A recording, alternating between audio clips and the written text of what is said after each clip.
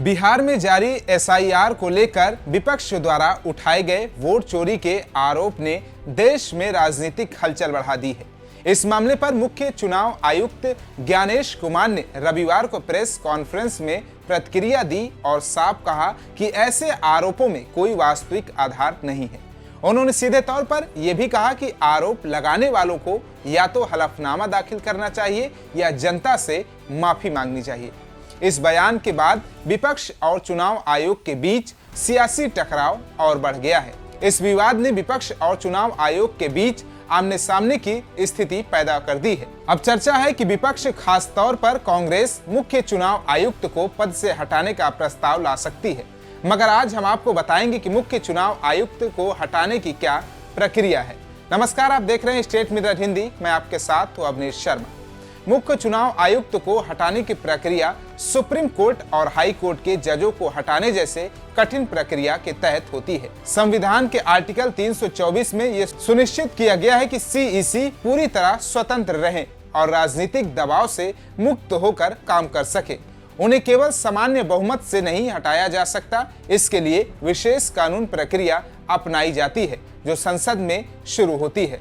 संसद में प्रस्ताव और जांच समिति। अगर कोई सदस्य मुख्य चुनाव आयुक्त के खिलाफ दुर्व्यवहार या अक्षमता का आरोप लगाना चाहे तो ये प्रस्ताव लोकसभा या राज्यसभा में पेश किया जाता है। लोकसभा में कम से कम 100 और राज्यसभा में 50 सांसदों के हस्ताक्षर जरूरी है।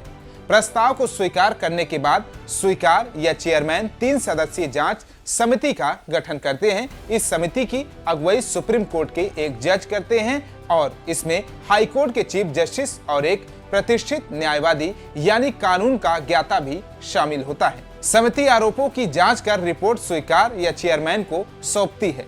विशेष बहुमत से पारित होना आवश्यक।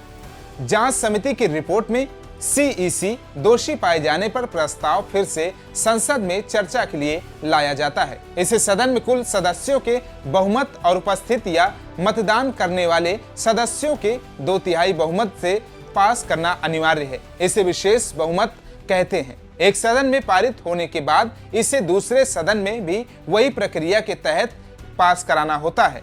अंत में राष्ट्रपति की मंजूरी से ही सीईसी को पद से हटाया जा सकता है। इतिहास और राजनीतिक उदाहरण। यूपीए 2 के कार्यकाल के दौरान साल 2006 में तत्कालीन मुख्य चुनाव आयुक्त एन गोपाल स्वामी ने चुनाव आयुक्त नवीन चावला पर पक्षपाती रवैया अपनाने का आरोप लगाते हुए राष्ट्रपति से उन्हें पद से हटाने की सिफारिश की थी। इसके बाद बीजेपी चुनाव आयुक्त चावला को पद से हटाने के लिए प्रस्ताव लेकर आई थी, जिस पर एनडीए के 200 से ज्यादा सांसदों के हस्ताक्षर थे, लेकिन तब के लोकसभा स्पीकर सोमनाथ चटर्जी ने प्रस्ताव अस्वीकार कर दिया था। इसके बाद बीजेपी इस मामले को सुप्रीम कोर्ट में भी लेकर गई थी, हालांकि वहां से भी कोई फायदा नहीं हुआ।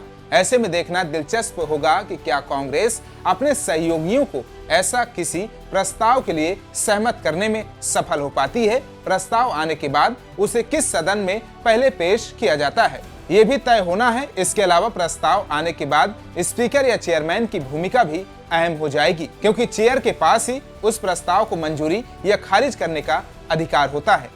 तो कैसा लगा हमारा वीडियो, कमेंट बॉक्स में फीडबैक जरूर दीजिए। बाकी तमाम देश और दुनिया की खबरों को देखने के लिए देखते रहिए स्टेट मिरर हिंदी।